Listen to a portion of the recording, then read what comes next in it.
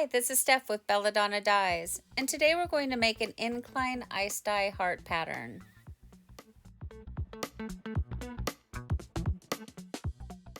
First things first, let's center out our shirt. So using a washable marker, mark out where your center is and get the shirt all centered up. I'm only going to be putting the heart on the front side of the shirt, but I still like to get it all smoothed out and centered the best that I can. I just feel that it really does create an overall better symmetry that way, but you don't have to. You could just find the center of the front, lay it out flat, smooth it, put your heart on, and get going. But this is just how I do it. Now I want to say that this is a Port & Company shirt. It's a soft style shirt and it's also a women's cut, so it cinches in at the waist. These shirts can be rather tricky sometimes because after they've been washed for the pre-wash, they twist. So it's super important that you know where your center is so that you have good symmetry for the center of the heart.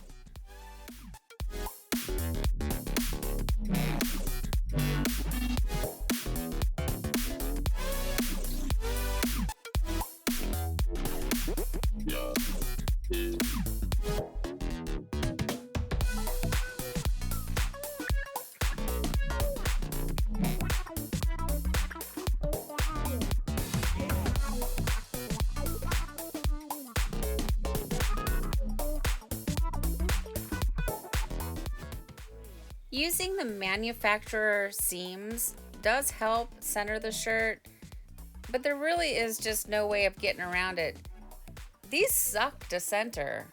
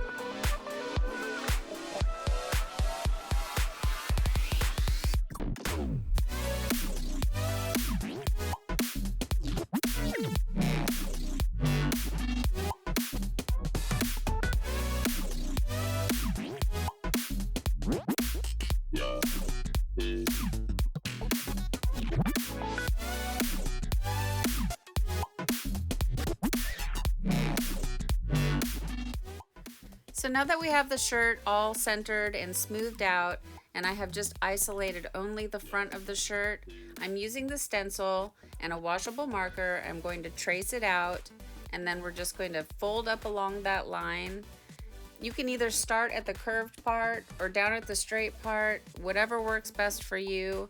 I think I've been finding that if I start at the curved portion of the heart, I'm able to go up and around and then finish off with that straight line and getting better results.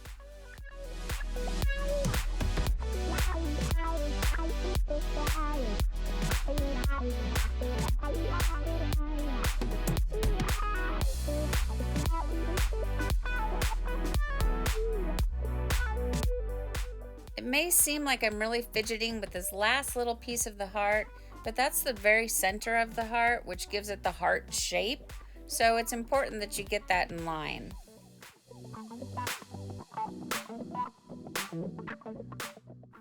Once you have that line all pleated up and it's nice and straight, it's time to secure it.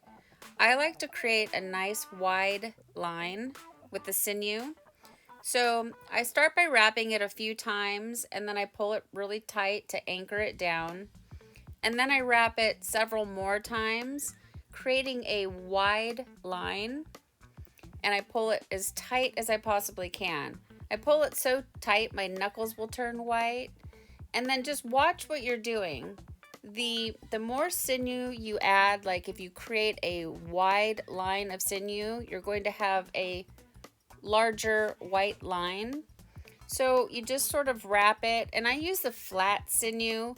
I guess there's flat and round. I like this flat because I feel like you get more surface space to create, a bigger white line.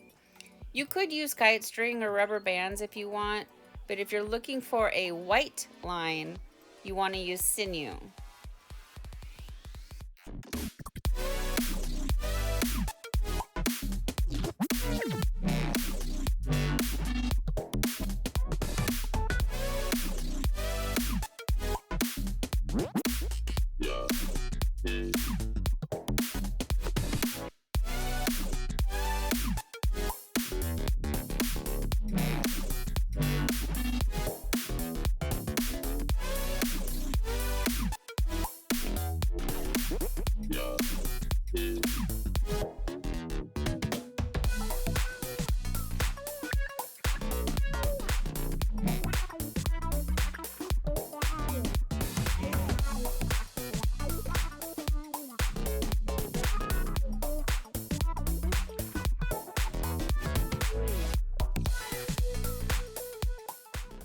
Now that we have our heart secure and we have the sinew line nice and thick to create that nice white line, if that's what you want, let's work on the rest of the shirt. So for the front of the shirt, I want it to have the incline look. So I'm going to pleat up the front of the shirt. I'm going to bring the sleeve forward and scrunch it, and I'm going to scrunch it in with the back part of the shirt. And I'm just going to secure it with rubber bands. Now you could secure it with kite string, you could secure it with the sinew if you want to add white lines. I just find that I really love rubber bands. They're quick and easy, and what I like about them the best is they're reusable.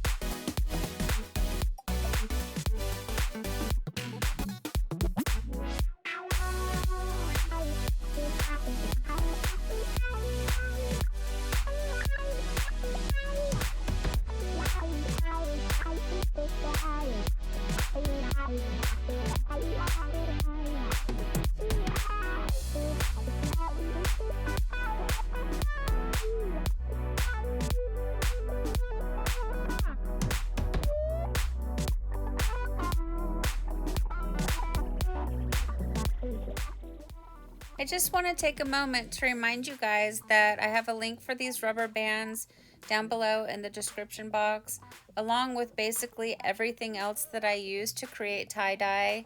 It makes it easy for you beginners that are just starting out and are curious where to get supplies. I also use a lot of Dollar Tree stuff. I don't have that link below because it's pretty self-explanatory. But I just find that whatever is around the house that could work for tie-dye, I use it.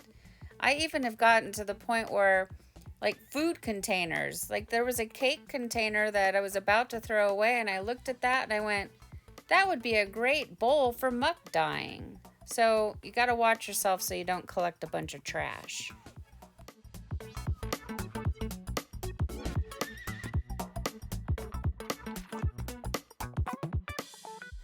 So the next step is to get it ready for the dye. And you need to create some sort of barrier to hold the ice in.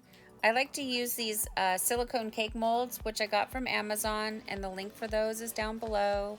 But you could also use foil or cardboard or cutting boards or binders or just, I don't know, whatever you have, whatever you like, use it. And I'm using clothespins to secure it to the rack because that's going to help give it some rigid sides. Otherwise the ice just like pushes it out. And it's set up on an incline, so you'll notice that one side is resting up on the edge of the bin, and that's going to give us the streaks down the pleated part. So that's how I do my inclines. And now we're just going to add the dye.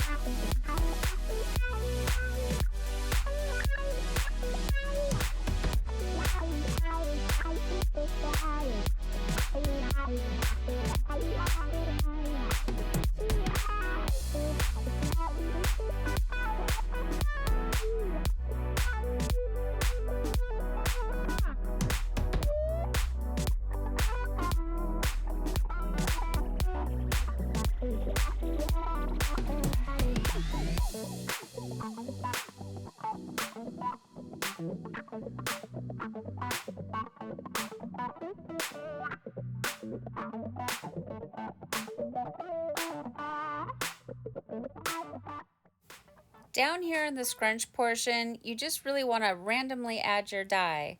Little dots of dye, sprinkle it however, it kind of really doesn't matter.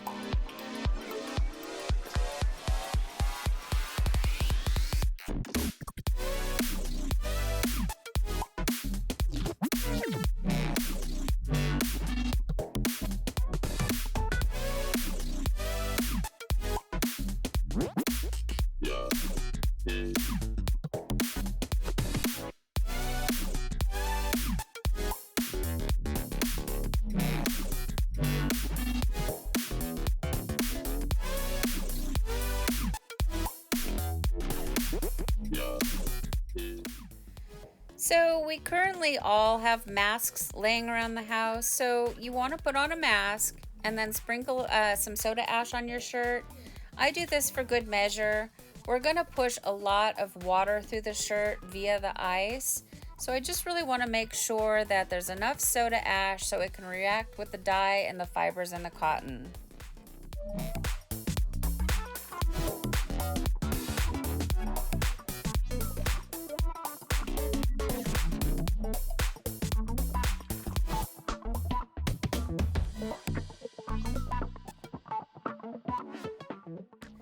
I wanted to create just a little bit more of an incline, so I just propped up the rack with some dye bottles.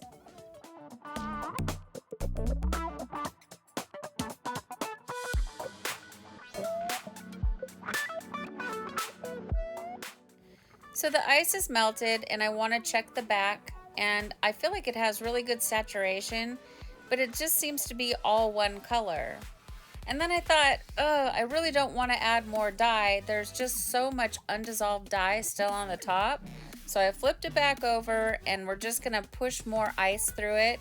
So give it a quick little sprinkle of soda ash, add some more ice, let the ice melt, and then let it batch 24 hours after the ice is melted.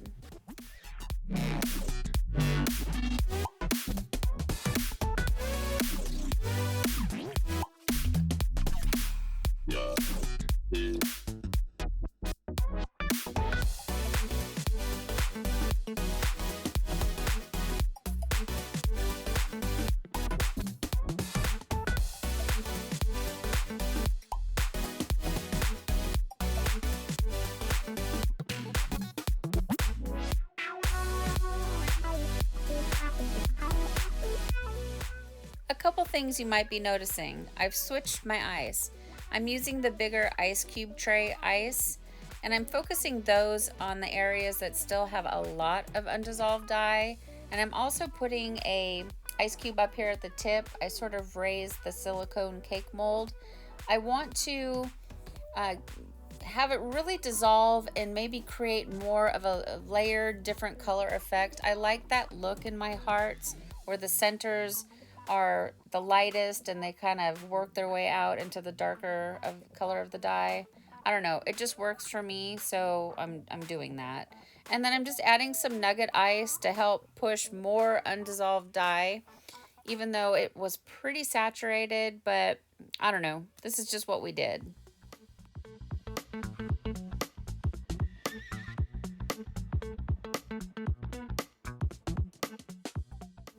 It's been 24 hours since the ice is melted, so it's time to rinse out our shirt.